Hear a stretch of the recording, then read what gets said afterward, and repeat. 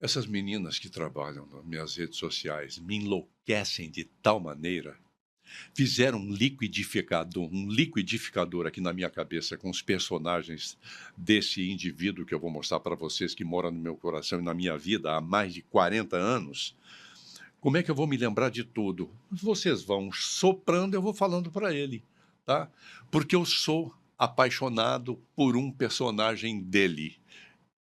Eu acho uma injustiça não ter feito uma série só desse personagem que eu não conheço tudo que você fez, Jorge Vasconcelos, mas o Boom de Fora, para mim, que a Miriam me perdoe, que lá o menino que faz a galinha, como é o nome O dele? frango, O Clécio. frango, é? Clécio. O Clécio, mas o Boom de eu ficava esperando o tempo todo. Era a risadinha da Miriam e o Boom de Fora dizendo: "Eu pego amizade muito fácil".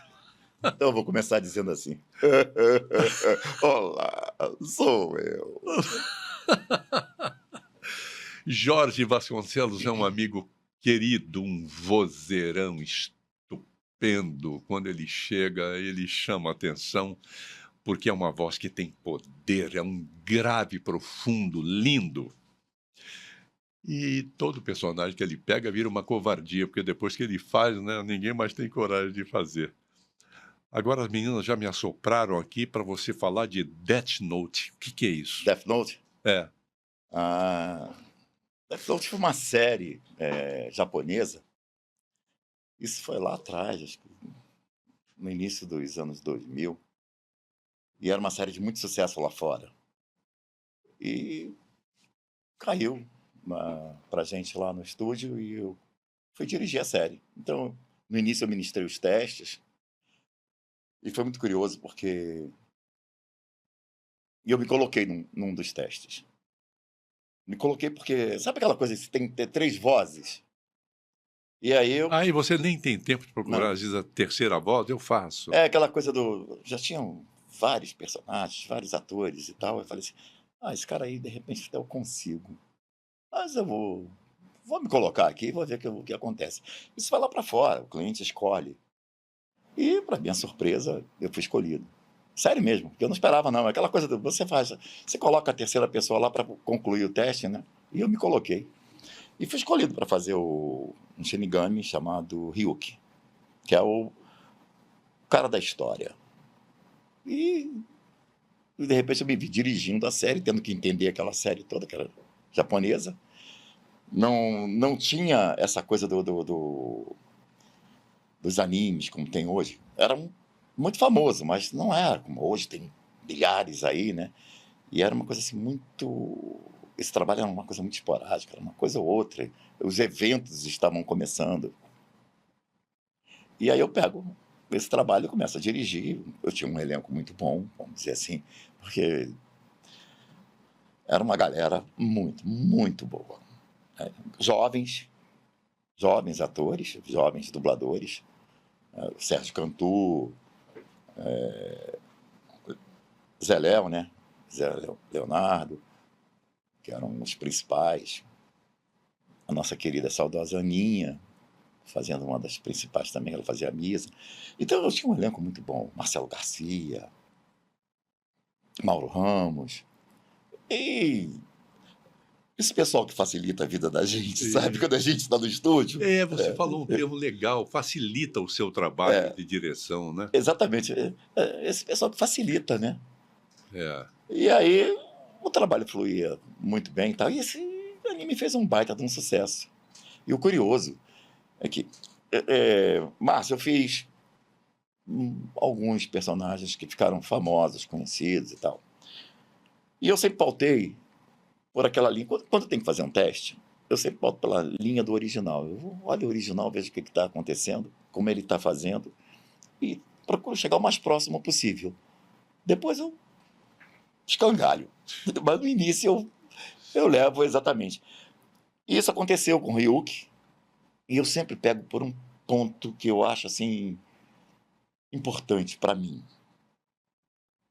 Ah, quando o personagem ri, eu tenho uma facilidade muito grande de rir, embora eu seja um cara sisudo, carrancudo, mal-humorado. Mas eu tenho uma facilidade muito grande de rir. E eu adoro rir. E eu sempre pego o personagem pelo riso. Desculpe o pelo, tá? Porque veio lá da Bahia. E aí, aconteceu com o Macaco Louco, aconteceu com o Bom de Fora, e aconteceu com o Ryuk, Macaco Louco é de qual série? Não, não, das, termina isso aí e das me Meninas fala depois do Superpoderosas. Macaco Louco. E era aquela coisa do... O cara tinha uma risadinha sarcástica, ele fazia. Isso ele fazia lá no original. E eu ia lá... Ele fazia igual ao original. Aí eu falei, peguei a risada do cara. Peguei a risada. Agora eu vou partir da risada para as falas. E assim eu fui fazendo com todos os personagens. Em testes. E aí, assim, dali eu conseguia fazer as falas. Deixa eu só fazer um adendo aqui. Na dublagem, chorar não é um bicho de 7 cabeças, não. Mas rir, dar uma gargalhada que convença, é muito difícil.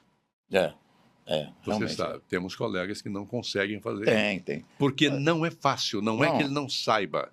Porque não é fácil você fazer um filme rindo ou dando uma gargalhada. Não é. Aí, por conta da voz, né? Acabei pegando os vilões. Não sei por que vilão tem que falar grosso. Não é? E fui pegando o Ryu, que era um vilão. O Macaco Louco era um vilão. Né? O Boom de Fora era um vilão. E muito curioso, já que você falou do Boom de Fora, né? O Boom de Fora foi a mesma coisa. Eu peguei o original e o trechinho final da cena, e ele falava, e no final ele dava um risinho. Soltava um risinho. Eu falei, deixa eu ouvir esse riso de novo. Ele vinha, ele, eu vou pegar esse riso.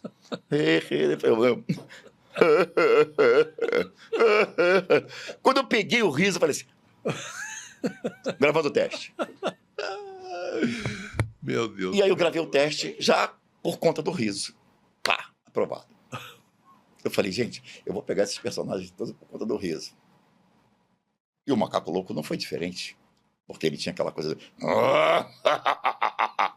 Eu falei, eu vou pegar pelo riso. É o das Meninas Superpoderosas. Das Meninas Superpoderosas. Então vim fazendo os meus personagens assim, pelo menos nas animações. Porque quando eram outras séries, o tipo de série, então, live action, essas coisas, era diferente. E aí eu fui conquistando os testes, ganhando esses testes dessa forma, pegando pelo riso, pela facilidade que eu tinha de rir. Olha que louco, né? Sim. Mas depois vieram as dificuldades dos personagens. Porque, por exemplo, o Boom de Fora, ele vinha falando calmamente, né? Ele vinha falando, olá, meninas, tudo bem? Eu estou muito a fim de beber esse copo d'água, mas eu não quero beber água agora. Cara, eu tinha que fazer isso, era muito louco. E nós não tínhamos os recursos que temos hoje. Não, era falar Você longe. está falando aqui, afasta do microfone e volta correndo. E era esse movimento o tempo todo. E às vezes o técnico gritava ali para estourar! E volta e faz de novo. Né? E era essa loucura para fazer esse personagem. E eu adorava quando ele estava quietinho, falando tranquilo, né? Ele via. E outra coisa que, cara, foi o primeiro... O Chico Zé, Francisco José, dirigia a série. Chico José? Era. Então, geralmente ele marcava, naquela época todo mundo trabalhava junto, né? Ele marcava com a Miriam e o Clécio, que era a vaca e o frango. Eles iam fazendo toda a parte deles, e depois eu entrava para fazer a conclusão da parte deles, e depois eu fazia com outros personagens, né? O texto, ele vinha traduzido do original. Só que quando batia na bancada, a gente mudava muita coisa, Márcio. Tem certeza. A gente mudava muita coisa. Hoje em dia tem uma coisa não, segue o original, tem um padrão, porque o cliente pediu. Lamentavelmente. E a gente tem que seguir, porque assim, tem as propostas do trabalho. Depois até, Márcio, se você me permitir, eu gostaria de falar um pouco a respeito disso, sobre o que eu penso a respeito disso. Tá? E aí, onde ele entrava, ele não queria saber se tinha menino, menina. Eu entrava e falava, olá, meninas. Para ele era meninas, tudo era meninas. Vocês estão lindas hoje, os garotos sociais. Porque ele falava umas bobagens que os garotos se entreolhavam. E se eu dissesse assim, comeram abóbora hoje? As pessoas olhavam, não ia funcionar. Então eu olhava para os meninos se entreolhando, eu mandava, olá, meninas. Aí eles, tipo, meninas? E a gente ia inventando, a gente criava um mundo diferente na cabeça da gente para fazer aquilo, sem sair do contexto. Falam isso com frequência nas minhas redes sociais. É tão melhor ver um trabalho desse dublado, porque nós sabemos que vocês adaptam muitas coisas que ficam diferentes do original. É isso que cria esse elo com quem persegue o nosso trabalho, persegue no bom sentido, e segue o nosso trabalho. Porque para você dizer que o que está no original, você vai dizer, o que é isso que ele está dizendo? Pois é. A gente tinha essa liberdade, né? Não é saudosismo, não é ficar chorando pitangas, não. Tínhamos essa liberdade. O que acontece? Por exemplo, um filme que não fez sucesso lá fora e que é cultuado aqui. As Branquelas. Vocês assistiram As Branquelas? Está no ar hoje, tá no ar isso. Vira e mexe, sessão da tarde. Tal. Eu dirigi a dublagem das Branquelas. E eu tinha, no elenco principal, Niso Neto e Duda Ribeiro. Fazendo dois caras, os irmãos Wayans, que se transformavam em mulheres, se passavam por duas gêmeas para desvendar um crime, um mistério, né? E eles faziam duas meninas. Então, teve situações em que não tinha como dizer assim, gente, divirtam-se. Façam o que vocês acharem melhor. Porque era uma comédia. E tinha muito termo que não era nosso. Por exemplo, tem uma cena que a Gabriela Bicalho entra a maior confusão, todo mundo discutindo, brigando, jogando copo, não sei o que. Ela entra e fala, gente, isso aqui tá parecendo o programa do Ratinho. Ela manda isso. E não era no original. Sim, no original não, claro que não. Tem uma cena também que o Duda Ribeiro imita a Hebe Camargo. É fantástico. O Duda Ribeiro com aquele vozeirão dele, imitando a Hebe Camargo. Gracinha. Você imagina, não é uma gracinha? Quando ele faz, não é uma gracinha? É aquilo. Os caras se sentiram à vontade para fazer. E tinha que fazer. E o filme é cultuado até hoje. E o que fez sucesso, né? Foi o que não fez sucesso lá fora e fez sucesso aqui no Brasil. Faz sucesso até hoje. Devido a quê? A dublagem. O trabalho da dublagem. Gente, não, eu não dirigi, eu tive colegas que trabalharam no filme. O elenco era muito bom, eu tinha um elenco de peso fazendo aquele filme. Márcio Simões fazendo o Latrell, que era o Terry Crews. Perfeito. Perfeito. Um trabalho, assim, sabe? Ele canta, inclusive, no filme em inglês, o Márcio. É mesmo? Esses talentos. Ele teve banda, inclusive ele canta hoje numa banda chamada DuckTales, ele faz participação, né? Uma banda chamada DuckTales, que é uma banda que canta só temas de filmes e séries, desenhos e tal. É muito, muito interessante. E você vê um trabalho desse e diz assim, poxa, esse é o nosso trabalho, essa é a nossa função. Aí eu vou entrar num ponto que eu queria falar para você.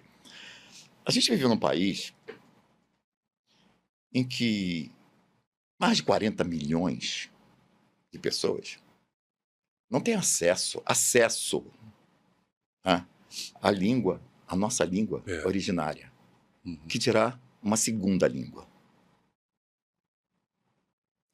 Nós fazemos um trabalho de levar conhecimento, cultura para esse pessoal, para essa gente, para esse povo. O nosso trabalho é direcionado a esse público. Esse trabalho não é direcionado a você, Márcio, A mim, não. Nós usufruímos disso. Mas esse trabalho é direto para essas pessoas que não têm acesso a uma segunda língua. Então a gente tem que usar um vocabulário e adaptar de forma que chegue a eles sem Comum a nós todos. exatamente, sem distorcer o conteúdo, mas que eles possam entender o que está acontecendo. Sim. E tem que usar a nossa linguagem. O trabalho da dublagem não é esse glamour das redes sociais em que você tira, olha o que eu dublei, olha, eu sou o cara, eu faço fulano, beltrano. Porra, legal, bacana. Você mostrar que você está ali, que você está vivo, está fazendo esse trabalho, que você participa disso. Eu tenho redes sociais, eu participo disso. Eu gosto de mostrar meu trabalho. Eu valorizo muito isso. Mas o nosso trabalho não é esse. O nosso trabalho é levar para essas pessoas o entendimento desses produtos que vêm lá de fora. Que hoje temos aí os streams, né? Que a grande maioria tem acesso, felizmente tem acesso, e eles podem assistir um filme dublado. Eu me lembro quando eu entrei na dublagem, as pessoas falavam muito, passava a ser muito filme legendado, né? Ainda tem e tal, mas bem menos. Hoje temos várias salas com filmes dublados. E se dizia que 30% do filme você perdia lendo legenda. Sim. Hoje não tem mais isso. Você assiste o filme na língua originária do teu país. Está aqui, você está vendo o filme ali, está em português. Está na nossa língua. E a pessoa não perde tempo, ela está olhando tudo que está acontecendo. A gente trabalha em cima de uma dinâmica. Né? São atores que estão trabalhando, que estão interpretando e estão dando vida àquilo tudo que está acontecendo. Esse é o nosso trabalho. Nosso trabalho não é glamour, não. Nosso trabalho, nós somos profissionais, Márcio. Nós somos profissionais da voz, nós somos profissionais da arte. Jorge, com a sua voz, você falou, é uma voz que veste bem o bandido, porque é uma voz que intimida, que é muito poderosa, muito forte. Então você fez muito desenho animado e você gosta de fazer, você faz muito bem.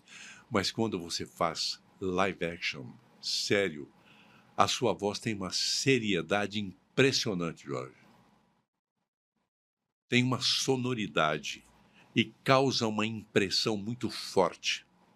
Você também tem essa característica da voz, os diálogos acontecendo e a sua voz vem lá porque é desse grave que você tem, que é privilegiado. Márcio, eu tive muita dificuldade. Eu me lembro uma vez, eu estava começando lá na Herbert e Telmo dirigindo, tinha um grupo na bancada e você estava do meu lado. E quando nós começamos a gravar, o Telmo levantou, não, você está totalmente fora, você está fora do tom, você saiu, não é isso e tal. E eu meio que sem entender, né? Eu falei, como assim fora? E eu nunca esqueci isso, Márcio. Você virou para mim e disse, companheiro, nós estamos aqui e você está aqui. Vem para perto da gente. Eu fiz isso. Você fez isso comigo, E para mim. você não quis me mandar merda, não? Hã? E você não me mandou a merda por quê? Porque eu estava fora, realmente. Quando eu ouvi o gravado, eu falei, meu Deus, tá horrível isso. O Márcio tem razão. E eu fiquei tão assustado com o fato, porque estava todo mundo aqui. Por favor, minha senhora, não faça isso. Eu acho melhor a senhora deixar esse prato em cima da mesa. E eu entrava dizendo assim, deixa o prato aí! Puta que pariu. Desculpa o palavrão. Foi um absurdo, Márcio. Eu ouvi aquilo e falei, gente, eu fiz isso. Foi isso que você falou. Companheiro, nós estamos aqui e você está aqui. Eu estava muito acima, Márcio, muito longe. Fique junto com o americano, já tá bom demais. Vem aqui para perto da gente. E eu nunca esqueci isso. E dali, Márcio, não é a questão, vou mandar o Márcio. Não era pelo fato de eu estar começando, não. Era entender que aquilo ali tinha um tom. Uma coloquialidade. Exatamente. Né? Não era, o caminho não era aquele. E eu, acostumado com teatro, aquela coisa grande e tal. Não, vou soltar a voz aqui, vai ficar um bonito.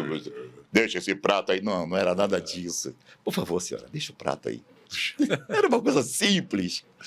E obrigado por você ter feito isso, porque me chamou atenção para uma coisa que eu não tinha percebido. E aí, outra coisa, nunca gostei assim. Eu vejo muita gente explorar muito a voz, né? Aí eu vou colocar um veludo na voz e vou tentar fazer uma coisa assim. Eu não, eu olhava para o cara e dizia assim: como é que ele está falando? Ah, eu vou falar assim também. Eu ia muito em cima do que o cara estava fazendo. E aí, assim, a gente vai puxando uma coisa, né? Aí vem outra. Eu fui fazer o teste pro Severus Snape, do Harry Potter, né? Pô, e era um ator maravilhoso, o Alan Rickman, que nos deixou faz alguns poucos anos. Que ator maravilhoso, Alan Rickman. Pois é. E nós tínhamos uma diferença de idade de 10 anos exatamente, porque nós nascemos no mesmo dia, no mesmo mês, dia 21 de fevereiro. Você e ele? É. Acredite. E eu nunca tinha dublado o Alan Rickman. Quem dublava ele era o Roberto Macedo. Quer dizer, antes de mim, antes do Roberto parar. Porque o primeiro a dublar foi o Alan Lima, você lembra do Alan? Sim. Né? Que nos deixou prematuramente, né? E o Roberto Macedo, então, ocupou o lugar do Alan. E depois o Roberto resolveu parar de dublar e me chamaram algumas pessoas para... Eu confesso a você até que, na época, eu fui um pouco resistente para fazer esse teste. Mas acabei fazendo. E quando eu fui fazer o teste, aquela história do... Não tinha um riso. Mas tinha uma forma dele falar que era diferente. E eu nunca tinha observado isso. Eu assistia os filmes do Harry Potter e dizia assim: ah, tá dublado, tá bacana, tá... Pô, tá bem dublado, tá bacana. Mas quando eu fui ouvir o cara no original, não. Ele tinha aquela coisa do ator inglês, elegante para falar. E eu dizia assim... Ele era refinado, né? Era refinado. E eu dizia assim, eu falei pro Pádua: não sei se eu vou chegar. Eu não tenho esse requinte. Pádua, faz. Porque... Até para ele falar o nome do cara, até porque o inglês dele assim, era de uma forma diferente, né? A gente falava Harry Potter, né? E ele falava naquele... Mr. Harry Potter, sabe? Potter. Ele trazia aquela força dele no falar, né? E eu falei: não, eu vou tentar fazer como esse cara faz. Que isso não se repita, senhor Harry Potter. E aí eu jogava: senhor Harry Potter. Fazia com... Dá um efeito que é simplesmente espetacular. E o que eu achava interessante era o olhar dele. Ele nunca olhava assim. Ele fazia isso. Ele virava o corpo para falar. Ele sempre dava fazia aquela inclinada no corpo para falar. Ele dava a impressão de o ator ser assim, né? Aquela coisa... E ele... Raramente ele aparecia de frente. E quando ele falava com um grupo de alunos, ele vinha andando e só mexia a cabeça. Eu falei: que nojento, que ódio, eu queria ser esse cara. Eu vi um filme dele que fazia um vinho sobre vinho, ele e o Paul Giamatti. Meu Deus, isso aí não é um ator, não. Para mim, quem está ali é o Alan Rickman, sabe? Eu me lembro que ele estava numa taberna tomando vinho e o vento estava batendo a janela. Ele ia levar a taça, era um vinho branco até, ele ia levar a taça, o vento fazia assim, aí ele bateu nele, ele empurrou, pegou a taça de novo, o vento veio, ele foi feito assim. Esse é o Alan Rickman, né? Cara de impaciente. E depois disso eu dublei, acho que mais 3 filmes dele, logo em seguida ele morreu, né? E foi muito triste porque ele morreu perto de completar 70 anos, alguma coisa assim. Não, não me lembro agora, 60, 75 anos, alguma coisa assim. Ele morreu perto do aniversário dele, porque acho que ele morreu em janeiro, ele fazia, né? aniversário em fevereiro, né? Ele morreu em janeiro. E ele tinha deixado um filme pronto, e eu fui dublar esse filme já assim, com uma certa dor, porque foi um filme até que passou no cinema. Porque foi o último filme do cara. E eu queria, sabe, queria que aquilo fosse uma coisa bacana, que ficasse uma coisa bem feita, chegasse o máximo possível dele. Mas era a mesma coisa, assim, sabe, você chegar para fazer o cara, e o cara, era um filme de ação e tal, e ele fazia um violãozão, um filme de ação e tal, e ele, aquela elegância dele, até, assim, o que eu faço? Aperto o botão e destruo todos, ou espero mais alguma coisa? Aí ele olha pro cara e diz, aperta. E se você não fizer exatamente como o cara faz ali, fica esquisito, né? Eu tinha que... Eu pedia pro técnico, abre um pouquinho antes. O cara abria e eu... Aperta. Entendeu, Márcio? Pra poder entender o cara. Para ver como ele tinha feito, de tão bom que ele era. Eu gostava muito do trabalho dele. É um trabalho maravilhoso o trabalho dele. E, assim, e tudo isso baseado no original, naquilo que era original. E eu acho que por conta disso, sei lá, por conta de outras coisas que eu já tinha feito, por conta da voz e tal, as pessoas foram me escolhendo para fazer sempre os vilões, as coisas mais pesadas e tal. Mas também fiz essas comédias. E aí cai num teste para eu fazer um sapo. Um sapo? Diretor de uma escola. Onde só tinha gente louca daquela escola. Como é o nome do personagem do sapo? Era o diretor Sapão. O diretor Sapão? E meu amigo da escola é um macaco. O garoto que tinha um amigo macaco na escola. Aí eu fazia o diretor dessa escola. E era uma figura muito estranha. Um sapo em cima de uma mesa, diretor de uma escola. De óculos, terninho. Eu nem lembro. E a voz? Como é que é? Eu nem lembro mais como é que eu fazia aquilo. Aquilo foi... Acho que foi Double Sound, com a direção do Marcelo Coutinho. Eu nem lembro como é que eu fazia aquilo, mas era uma comédia muito gostosa, era um desenho gostoso de se fazer. Não era um vilão, muito pelo contrário, era um cara, um diretor que fazia... Diretor de escola, normal. E aí eu chego em São Paulo, no prêmio Yamata, em São Paulo, que acontece ainda todo ano lá, o Anime Friends, e todo ano tinha o prêmio Yamato. E, para minha surpresa, eles me deram um prêmio de melhor ator coadjuvante em dublagem pelo meu trabalho. Do Sapão. No professor Sapão, no diretor Sapão. Do diretor Sapão. Como assim, gente? Você, Jorge. Ô, Jorge, você está falando de personagens e você está feliz falando deles. Deixa eu falar de um assunto. Toda hora tem gente me perguntando isso, me fazendo consulta. Para te falar a verdade, aí me chamaram para fazer um pronunciamento aí no dia 29, dia do dublador.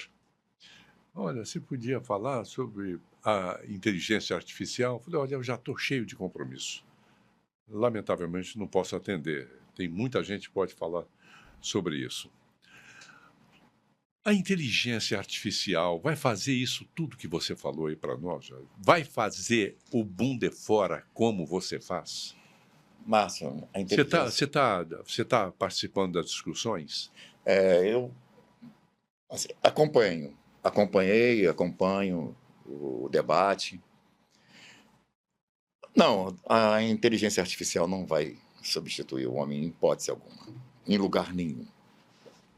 Não vai. Por mais que avancem, não vai substituir. Substituir, não. Ela vai ser uma ferramenta, mas substituir, não. Eu não quero... Sim, nós não somos contra a modernidade, contra a evolução técnica, de forma nenhuma. Eu admito até que a inteligência artificial possa substituir você se você estiver fora. Hoje, talvez nem isso. Eu estava fora do país, precisei fazer uma frase e gravei no meu celular e mandei para o estúdio. Não dublagem, um, um comercial. Era um institucional. Faltou trocar uma palavra. Olha, mas eu estou fora do país, manda no celular. Conseguiram equalizar e fizeram a voz que eu fiz em microfone análogo. Conseguiram fazer. Talento lá do técnico. Mas, Jorge, para fazer isso que você faz, essa alternância de voz do Bunder fora, não é possível que a tecnologia tenha tanta capacidade de fazer isso. Não acredito. Não é possível. Márcio, acredito. Tá. Que ele seja capaz disso? Acredito que eles consigam. Né? Tudo que o homem imagina, ele é capaz de realizar. É só uma questão de tempo. Isso é um fato. Tá? Acredito que eles consigam, sim. Não sei por mais quanto tempo, mas daqui a quanto tempo. Mas eu acredito que se consiga. Mas nós temos uma coisa que jamais será substituída. É o que corre dentro da gente. É isso que movimenta o nosso cérebro, que oxigena o nosso cérebro, que faz o nosso coração bater, que faz a gente sentir dor, calor, frio. Que faz você se emocionar quando faz uma cena. Exato, faz você rir, brincar, gerar todas as emoções. Uma coisa que a inteligência artificial jamais fará. Ela pode simular, mas ela jamais vai chegar ao que nós somos. Nunca. Eu fico ouvindo você falar. Será possível que alguém consiga 5 segundos da sua voz e desses 5 segundos aplique a sua voz num filme longa-metragem? Não é possível. Sim. Eu pensei assim, vamos lá, teoria da conspiração. Eu imaginei que os estúdios fossem mandar todo mundo embora e vou ficar com 2 atores aqui, um homem e uma mulher. Então eu pego todos os personagens masculinos e gravo com esse ator. Todos. Pego todos os personagens femininos e gravo com essa atriz. E aí eu vou alterando as vozes para aquilo que eu quero para cada personagem. Tá? Teoria da conspiração. Estou aqui imaginando que fossem fazer isso. E aí eu altero, e aí eu vou ter uma pessoa dando... fazendo as emoções, fazendo tudo que o personagem pede. Ou seja, eu tenho um ator que vai pegar aqui, o principal vai fazer o principal.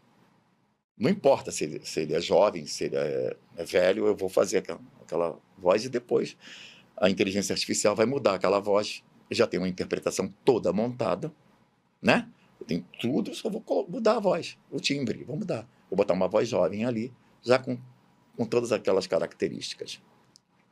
Ok? Vou fazer todos os personagens, masculinos e femininos, vozerios, pontas, tudo. Vou entregar e o cara vai lá e altera todas as vozes. O Márcio, o Jorge, ou quem quer que seja, vai pegar o principal, que é um advogado, que fala como um advogado. Ele vai pegar o réu, a vítima, que fala como vítima. Ele vai pegar o juiz, que fala como juiz. Né? Só que tem um detalhe nisso aí. Aí é que eu falo do sangue que corre, das nossas emoções, das nossas sensações. É a visão do Jorge, é a visão do Márcio dentro daquele juiz.